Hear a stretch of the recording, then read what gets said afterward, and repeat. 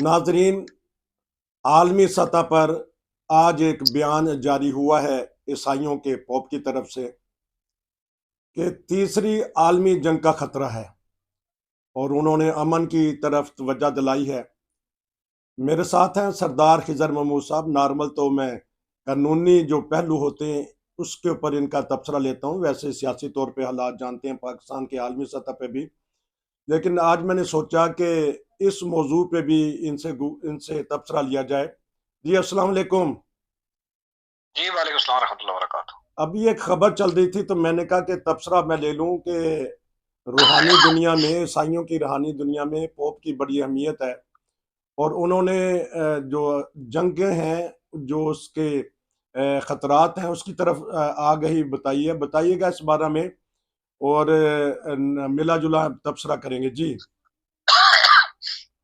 जी देखें, बात ये है कि जो इस तरह के हालात पिछले, अगर आलमी जंग की आप बात करें तो 92 से आप देखें दुनिया में किसी न किसी जगह पे जंग जारी है। वो अफगानिस्तान हो, वो इराक हो, वो शाम हो, वो मिस्र हो, वो यूक्रेन हो, वो इसकी रशिया के स्टेट्स में हो, कहीं अफ्रीका के ममालिक हो, कहीं ना कहीं लगातार जारी ही है। और ये नाम रुकने का नहीं, ये रुकने का नाम नहीं ले रहा है। और आलमी रहनुमा जितने भी है, आपने देखा होगा कि चूंकि सऊदी अरब एक मुसलमानों का बड़ा मुल्क है और जहाँ पे खाना काबा भी है, हजरत मोहम्मद सल्लल्लाहु अलैहि वसल्लम का रोजा मुबारक भी है, वहाँ के हुक्मरानों की तरजीहात तब्दील हुई तो वो जिस तरह की मुसलमानों की तर्जमानी करते थे शायद इस तरह का होता नहीं है। अब दुनिया के अंदर दो ही बड़े लीडर जिनको मजहबी लीडर या रवानी पेशवा जिनको पूरी दुनिया सुनती हुई है, पूरी दुनिया के अंदर उनके मानने वाले भी है, कोई मुल्क, कोई जजीरा, कोई बर्र-ए-आज़म ऐसा नहीं है जहाँ पे ना मानने वाला हो उनका। उनमें सबसे बड़ा तो दुनिया का अभी भी सबसे बड़ा मजहब जो है वो ईसाइयत ही है, तो पोप है। अब पोप को आपने देखा कि हमेशा मोहब्बत की बात करते हैं, हमेशा इंसानियत की बात करते हैं, हमेशा बकार भामी की बात करते हैं, हमेशा मजहबी अमांगी की बात करते हैं। अब दूसरी साइड पे देखे अगर तो जमात अहमदिया के जो सरबराह है, इमाम है, वो उनके चूंकि दुनिया जान में मेरे बहुत से लोग इख्तलाफ कर सकते हैं, लेकिन इख्तलाफ करना तहकीक कर ली जाए तो मेरी बात की वो तायद करेंगे।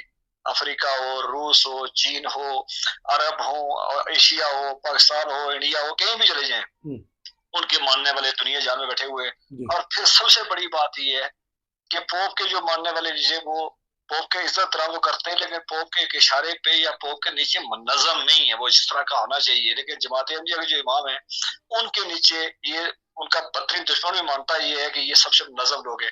मैंने इन दोनों को देखा है कि हमेशा जब भी कोई बात होती है किसी जगह पे इंटरनेट मीडिया में हो, दोनों का वैसे मीडिया से इंटरेक्शन कम होता है, जो कि अपने अपने मामलात में होते हैं या अपने अपने जो मज़ाहिब हैं उन्हीं के लोगों से इंटरेक्शन ज्यादा होता है। लेकिन जहाँ भी इनका वास्ता पड़ता है, इंसानियत की बात करनी होती है, तो ये दोनों रहनुमा जो है ये इंसानियत की बात करते हैं और अपने लोगों को भी, और जो दूसरा की बात सुन रहा होता है वो किसी मजहब, मसलब, किसी रीजन का क्यों न हो, उसको या हुक्मरानों से बात होती है, उनको वार्न कर रहे होते हैं कि जो असले की ढेर लगा रहे हो इससे इंसानियत को खतरा है, इससे इंसानियत की फलाह मुमकिन नहीं है। मोहब्बत, अमन, भाईचारे के साथ ईसाइयत की तो आपको पता है तालीम भी है कि एक गाल पे अगर थप्पड़ लगे तो वो दूसरा आगे कर दो। ये उनकी अलग बात है कि वो अब अपनी तौर पे नहीं है, लेकिन ये है कि कम अज कम पोप एक बड़े जिम्मेदार आदमी भी है, बड़ा एहतराम भी है उनका, हर मजहब एहतराम करता है उनका। और ये दो अब मैंने देखे कि जहाँ बात कर रहे हैं। बाकी अगर मुसलमान मुल्कों के जो कुरानों की बात करें तो वो अपने अपने पेट पूजा में उलझे होते हैं, जहाँ वहाँ के उलमा हैं वो अपने फिरके को ही सब कुछ लेके चल रहे होते हैं। और पाकिस्तान में जाकर अजीब कहानियां हैं कि वो किस्से कहानियों पे होते हैं या बस कुछ बात कुछ और होती है उसको कुछ बना के और पे कर रहे होते हैं। लेकिन बदकिस्मती से इन दो के अलावा कोई बंदा ऐसा नहीं है। वो कुरान तो हो सकते हैं मुल्कों के, लेकिन कुरानों के जो अपने मामलात हैं और वो अपने अवाम के इंटरेस्ट देखते हैं और जो भी होता है अपने मफाद और वाद है। ये दो जो बंदे हैं ये खुल के इंसानियत की बात करते हैं, खुल के बड़े विजन की बात करते हैं, बड़े कैनवस पे इनका तल्लक है। तो इनकी बात और मेरे ख्याल में दुनिया के हुक्मरानों को सुनना भी चाहिए, इनकी बात गौर से इसलिए सुनना चाहिए कि दोनों जो बात करते हैं दोनों का तजर्बा भी है, दोनों का उस नजर भी है और दुनिया का अमन भी इन्हीं की बातों से जो है वो मुमकिन है। इन्हीं की बातों से इख्तिलाफ करके आप अमन बर्पा नहीं कर सकते हैं। तो जो पोप ने बयान दिया मेरे ख्याल में उसी पर राय देना चाहिए।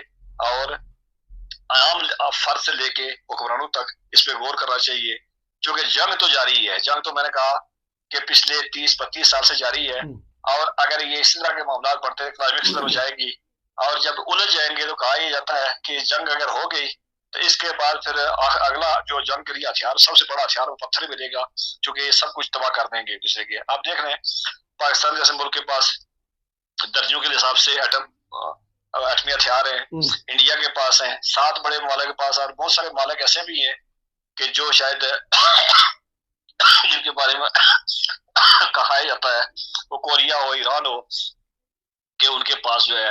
تو دنیا میں دوسری طرف آپ دیکھ لیں کہ موسمی تبدیلیاں ہیں، تغیرات ہیں۔ ابھی آپ نے دیکھا لیبیا میں کس طرح تباہی مچی اور کوئی سمجھ نہیں آئی ان کی، اس میں افریقہ میں آپ نے دیکھا، اس میں کیا نام ہے مراکش میں دیکھا، پاکستان لگاتار ان تبدیلیوں سے 2 سال پہلے ایک بہت بڑی بیماری کرونا، اسے پوری دنیا کو کھنگال کے دیکھا ہے۔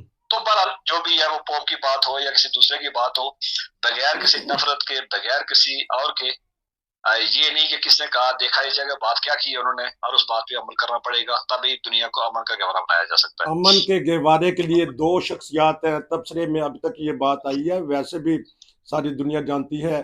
2 روحانی پیشوا ہیں، ایک عیسائیوں کے، ایک احمدیہ مسلم جماعت کے، اس کے اوپر تبصرہ کر رہے ہیں۔ تو یہ خطوط لکھے جاتے ہیں امام جماعت احمدیہ کی طرف سے لیڈران کو، تو آیا اس کا وہ کس طرح اثر لیتے ہیں؟ اور اسی طرح جو ان سے پہلے امام ہیں جماعت احمدیہ کے، وہ بھی امن کی بات کرتے رہے، اسی طرح عیسائیوں کے جو پیشوا ہیں اس سے پہلے بھی جتنے بھی پوپ گزرے ہیں وہ امن ہی کی تعلیم دیتے ہیں، تو اس کے باوجود بھی حکمران جو ہیں وہ اپنی ہٹ درمی میں کیوں ہیں؟ دیکھیں، جو روحانی پیشوا ہوتا ہے اس کے لیے اس کے لیے ساری دنیا جو ہے وہ سمجھتا ہے کہ اس کو میری جو ہے میری ضرورت ہے، اور یہ میری میں ان کو نصیحت کر سکتا ہوں۔ اور دوسری بات یہ ہے کہ ان کا خیال یہ ہوتا ہے کہ میری جو بات ہے وہ ان کے لیے امن، اور میں امن کا ہی پیغمبر ہوتے ہیں، ہوا کرتے ہیں، وہ امن کا پیغام لے کے چلتے ہیں، امن کا پیغام بھجواتے ہیں۔ اور اسی سلسلے میں مختلف خطوط بھی لکھے جا رہے ہوتے ہیں، مختلف لوگوں کی توجہ بھی دلائی جا رہی ہوتی ہے۔ جہاں تک حکمرانوں کی بات دیکھیں، بدقسمتی سے ہر ملک جو ہے ہمارے، ان میں دیکھ لیں وہ بادشاہت ہے، تو بادشاہت کا یہ ہے ہر لحاظ سے انہوں نے اپنے آپ کو مضبوط کرنا ہوتا ہے، ان کو انجانے خطرات ہوتے ہیں وہ ان سے دیکھ رہے ہوتے ہیں۔ اور جو مسلمان باقی ملک ہیں جہاں پہ جمہوریت ہے، وہاں جمہوریت اور تقسیم ہو جاتی ہے کہ وہ اپنی سیاسی جماعت کے پر رہتے ہیں، ان کا دو ہی ہوتا ہے کہ اپنے سیاسی جماعت کے لوگوں کو کسی طرح کا بیوقوف بنا کے اپنے ساتھ رکھا جائے، اور جو مخالفین جو ہے ان کو الجھایا جائے، اور وہ صرف ان کا 5 سال کا ہوتا ہے۔ آپ دیکھ لیں 5 سال کے جب جاتے ہیں تو آپ کو اندازہ ہوتا ہے کہ 5 سال میں انہوں نے چورن کتنا بیچا ہے اور اپنا آپ کتنا بنایا، اور عوام کے ساتھ جو وعدہ کر کے آئے تھے وہ وعدے کتنے پورے کیے ہیں۔ تو روحانی پیشوا چونکہ ان چیزوں میں بھرا ہوتا ہے، اور آنا بھی چاہیے اس کو، کہ اس کو اس چیزوں کی غرض نہیں ہوتی ہے کہ 2 سال میں کیا آنا ہے، 3 سال میں کیا آنا ہے، نیچی عوام کیا سوچ رہی ہے، اسے اپنی بات کرنی ہوتی ہے۔ آج بعض کا وہ بات جو ہے بہت کڑوی ہوتی ہے، لیکن وہ 10-20 سال کے بعد دیکھ کے کیا تھی، اور بہت اوپر بیٹھ کے جب آپ اس چیزوں کو دیکھتے ہیں تو آپ کو بہت ساری چیزوں کی بڑی صاف پکچر نظر آ رہی ہوتی ہے۔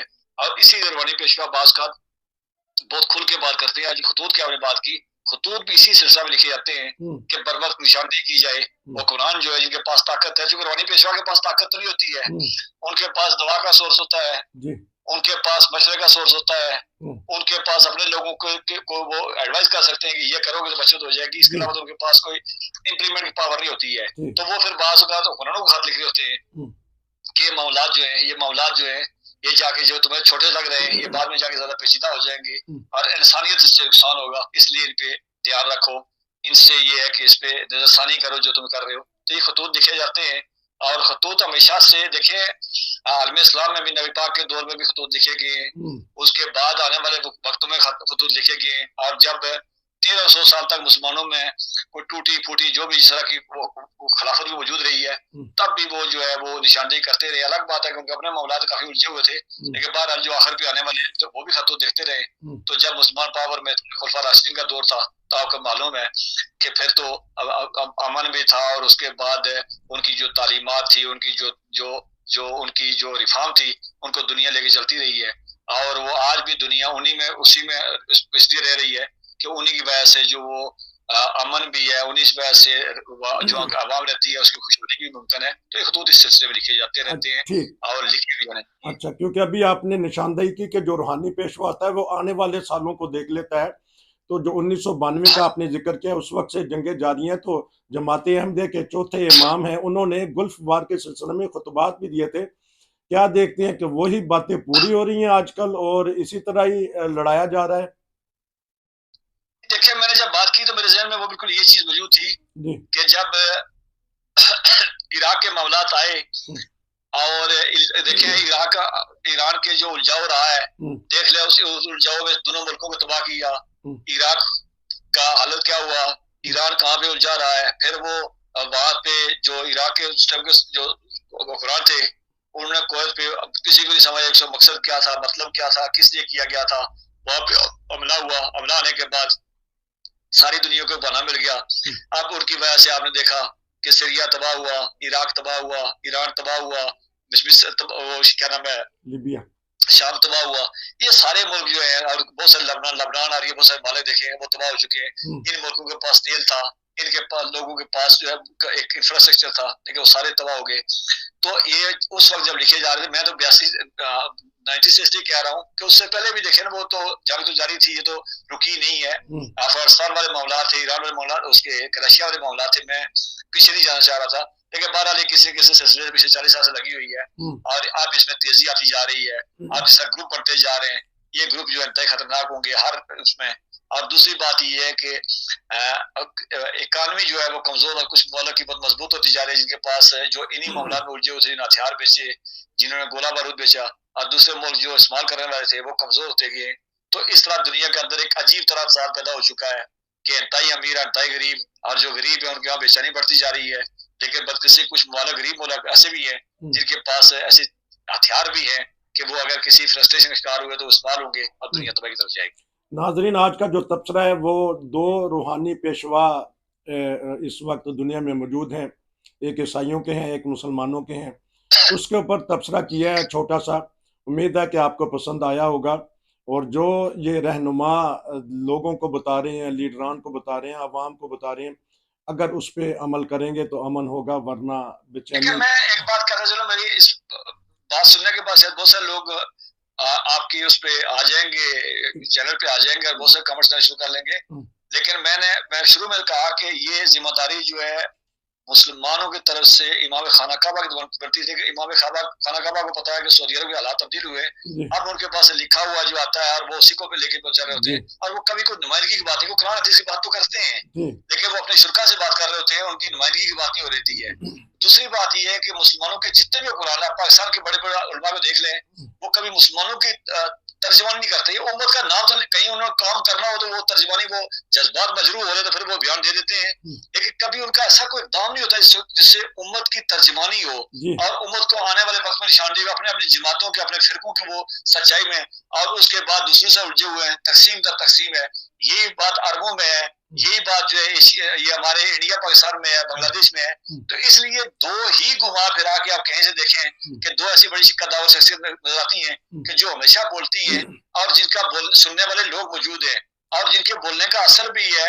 اور پوپ کے چونکہ اپنے بہت سارے ممالک ہیں، ان کے اپنے جو ماننے والوں کے بہت سارے ممالک ہیں، بڑی ترقی یافتہ ملک ہیں، تو یقیناً وہ ان کا احترام کرتے ہوں گے. دوسری جماعتیں احمدیہ کے یقیناً وہ کتوں تو نہیں ہیں، لیکن ان کے ماننے والے دنیا کے ہر ملک کے اندر موجود ہیں، اور ان کے ماننے والوں کا وہاں کے قرآنوں سے کے ساتھ، وہاں کے لوگوں کے ساتھ، وہاں کے اداروں کے ساتھ انٹریکشن بھی ہے، اداروں میں بھی ہے.